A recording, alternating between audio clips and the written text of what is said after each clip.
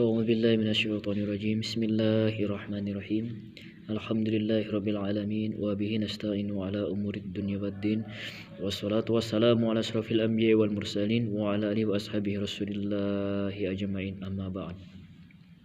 Saudara-saudariku yang dirahmati oleh Allah Subhanahu wa taala. Ini saya ada di masjid insyaallah sekarang ini ya. Seperti biasa, di sini saya akan berbagi kepada kita semuanya.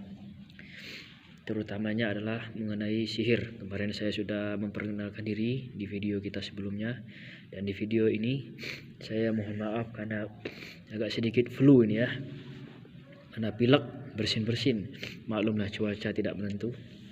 Langsung saja saudaraku. Pada kesempatan ba'da subuh ini di sini saya bikin videonya ketika setelah sholat subuh ya.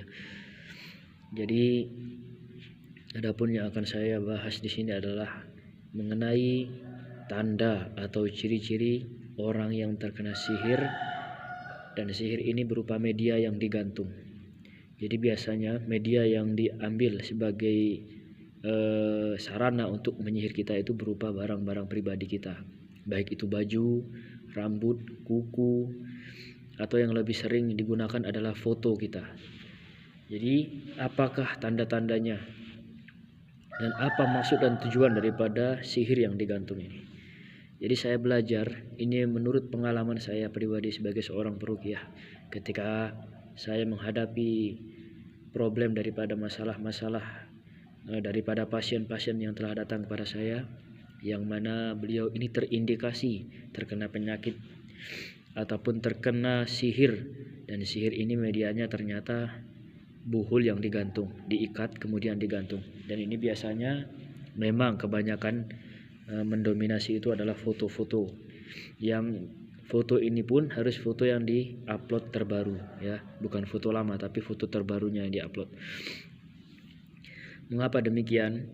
Karena sesuatu hal yang ada hubungan daripada si pasien, daripada si korban ini, itu akan lebih mudah mengenai sasaran apabila digunakan melalui benda-benda pribadinya, baik itu berupa rambut, kuku, kemudian fotonya juga ya saudaraku.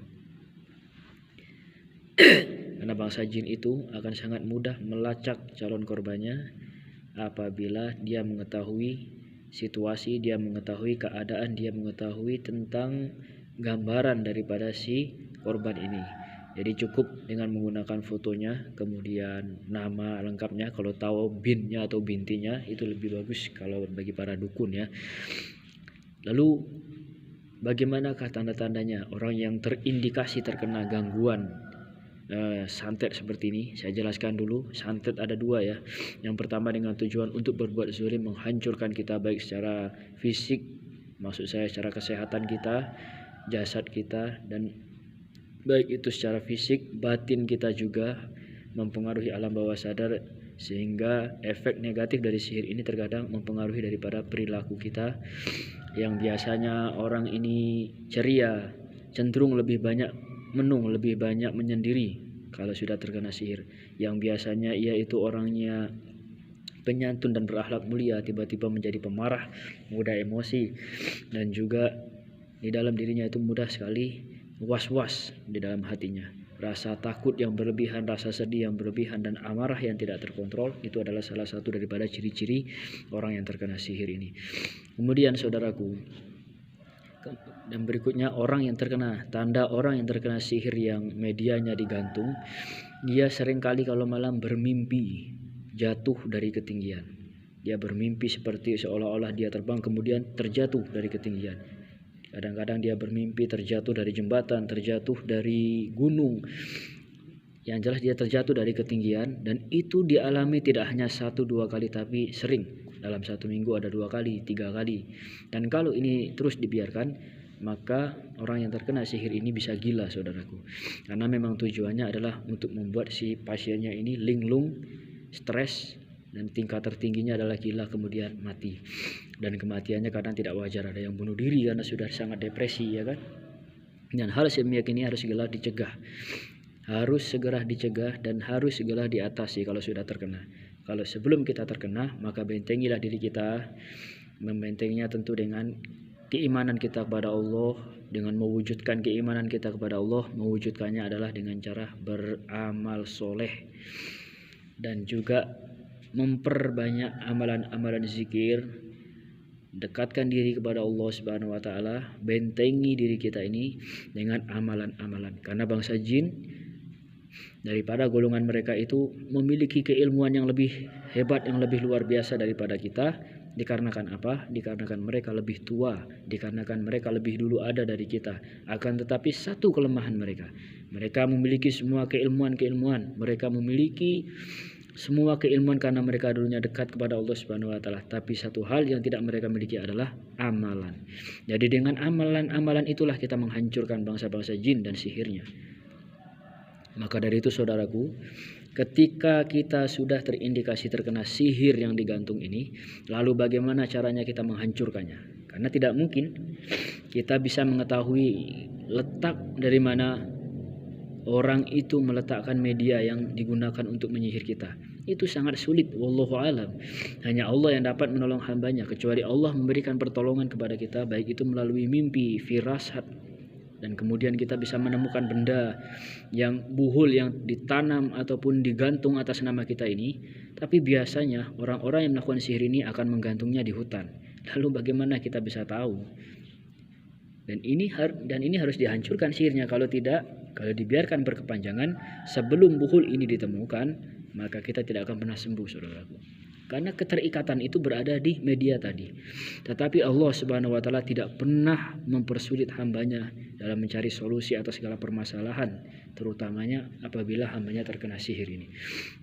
Jadi menurut pengalaman pribadi kami, kita dapat menghancurkan sihir itu yang pertama adalah melalui sumbernya langsung. Apabila digantung-gantung, maka kita harus mencari letak posisi di mana orang itu menggantungnya. Lalu bagaimana caranya? Bisa dilakukan dengan cara ruqyah, dengan metode jin catching, atau pakai mediasi, yang sebagian ulama-ulama, yang sebagian kiai-kiai ada yang membolehkan dan ada yang melarang. Dan biasanya yang melarang itu mereka yang golongan salaf wahabi ya. Itu seringkali melarang karena bagi mereka itu musyrik, syirik dan lain sebagainya. Tapi kalau bagi kami pribadi, kemusyrikan, kesirikan itu tidak terletak pada apa yang kita amalkan, tetapi itu terletak di dalam hati kita. Ketika kita berobat ke dokter pun, kalau kita yakin bahwa yang menyembuhkan dan juga memberikan kesehatan pada kita adalah obat yang kita konsumsi, maka jatuhnya itu syirik, saudaraku. Karena kita sudah percaya kepada selain Allah Subhanahu wa taala, menggantungkan keyakinan kita kepada selain Allah. Tetapi apabila hati kita benar-benar kuat, hanya beriman kepada Allah Subhanahu wa taala dan meletakkan segala sesuatu kekuasaan kepada Allah, maka tidak akan pernah syirik jatuhnya, saudaraku. Karena kebesaran dalam diri kita ini kebesaran Allah saja. Sementara media-media yang kita gunakan itu sudah kita niatkan hanya sebagai perantara saja, hanya sebagai media saja. Apabila kita ingin membabat hutan, apabila kita ingin menebas rumput, tentu kita membutuhkan parang sebagai alat untuk memudahkan pekerjaan kita. Begitupun dalam ruqyah ini, saudaraku. Ketika seseorang hendak meruqyah, menghilangkan gangguan sihir, maka kita butuh satu media, baik itu berupa fisik bentuknya ataupun berupa bacaan-bacaan. Karena kalau di ruqyah tanpa adanya bacaan-bacaan tertentu seperti ayat-ayat suci Al-Qur'an, cuma melewatkan dalam hati saja, kita bisa tahu apa isi hati kita. Tetapi orang yang kita ruqyah bagaimana? Kan tidak tahu kan? Nah, jadi harus dizohirkan, saudaraku, karena kita berhadapan dengan sesama makhluk yang zohir. Kecuali kita berhadapan dengan bangsa jin, bisa kita bacakan ayat suci Al-Quran seperti ayat kursi dalam hati kita pun, bangsa jin akan tahu. Dari mana mereka tahu? Bukan mereka membaca isi hati kita, saudaraku, tetapi mereka melihat nur yang terpancar dari diri kita. Ketika seseorang berzikir, membacakan ayat suci Al-Quran dalam hatinya, maka akan terpancar nur dari wajahnya. Dan dari nur itulah bangsa jin melihat kita dan merasa takut. Karena apabila ia mencoba menerobos nur itu, maka ia akan terbakar. Itu yang dinamakan hijab. Gitu. Oke, kita lanjut, saudaraku.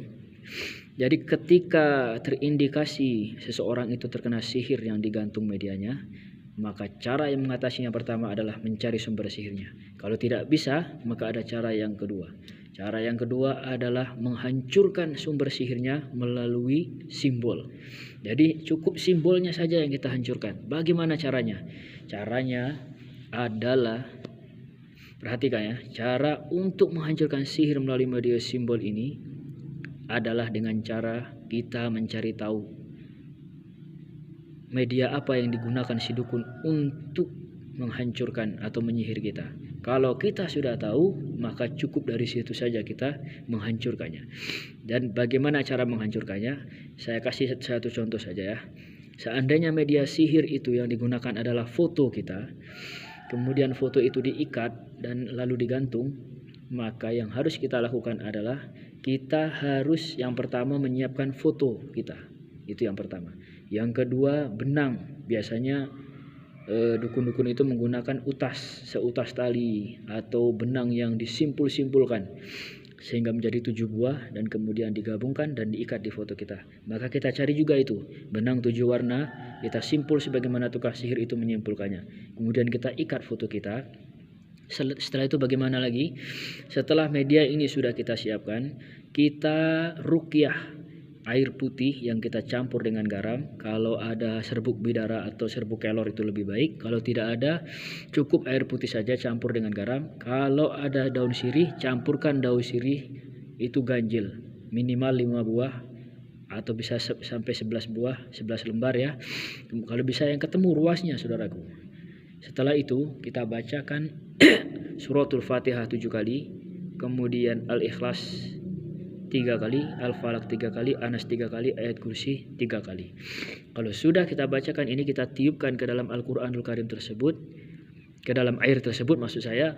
Setelah itu kita campurkan dengan garam dan kita campurkan dengan daun sirih tadi. Setelah itu di blender, dan ketika kita memblender ini tadi, kita bacakan lagi Al-Fatihah sebanyak 3 kali. Niatkan dalam hati agar sarana atau media air itu dapat menjadi senjata pemusnah, penghancur sihir yang ada dalam tubuh kita. Begitu ya saudaraku.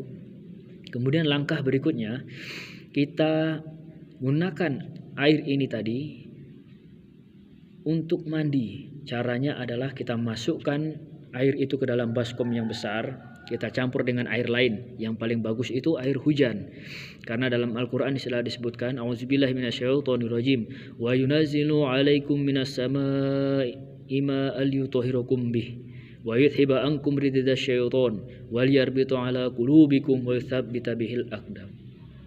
Dan kami turunkan hujan dari langit itu sebagai obat, sebagai penyembuh dari semua gangguan-gangguan setan dan untuk memperteguh langkah kaki kita ini. Di situ kurang lebih bunyi ayatnya, artinya. Jadi air hujan ini Allah turunkan itu bukan sia-sia, saudaraku. Ada obat di dalamnya, rahmat untuk menghancurkan sihir sekalipun. Jadi gunakan air hujan. Setelah itu, kalau tidak ada air hujan bagaimana? Kalau tidak ada air hujan, cukup dengan air putih biasa atau air yang diambil dari mata air. Karena Nabi Ayub dulu ketika beliau sakit, beliau mandi dengan air mata air, Allah berikan beliau kesehatan, kesembuhan. Kemudian kalau tidak ada juga bisa digunakan air masjid. Di keran-keran masjid kita ambil, kalau bisa ganjil juga 7 buah masjid, kita kumpulkan menjadi 1 botol aqua besar. Kemudian kita campurkan ke dalam air yang untuk kita mandi tadi. Setelah itu saudaraku, kita duduk, kita siapkan 2 buah baskom, dan kita duduk di baskom yang kosong dan kita mandi dengan air tadi. Ketika kita mandi, otomatis air mandi kita ini akan tertampung di baskom ini. Nah, air bekas kita mandi inilah yang kita gunakan sebagai penghancur sihir dengan media simbol gitu. Kemudian saudaraku, setelah Anda mandi, Anda rendam media berupa foto dan tali tadi ke dalam air bekas kita mandi tadi semalaman. Mengapa semalaman? Karena dukun biasanya memantra-mantrai media itu pada malam hari. Jadi kita menghancurkannya pun harus pada malam hari, saudaraku. Nah, begitu ya saudaraku.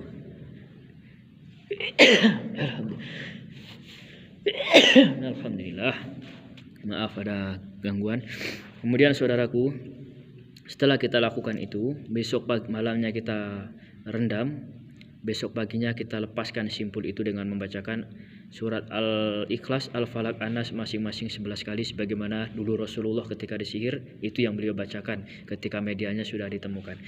Setelah itu saudaraku, air kan sudah kita rendam ini tadi, berarti masih ada sisa airnya kan di dalam baskom. Karena untuk merendam foto ini tadi tidak perlu semua airnya kita gunakan, cukup kita ambil sedikit atau satu botol saja, satu botol aqua yang ukuran sedang, kita masukkan fotonya. Berarti di dalam baskom masih ada airnya nih. Di dalam baskom yang masih ada airnya ini, Anda carilah pohon. Entah pohon apa saja itu terserah, yang jelas Anda cari pohon yang ukurannya lebih tinggi daripada Anda. Kemudian Anda siramkan ke atas pohon itu dengan niat untuk memutuskan ikatan buhul yang barangkali digantung-gantung.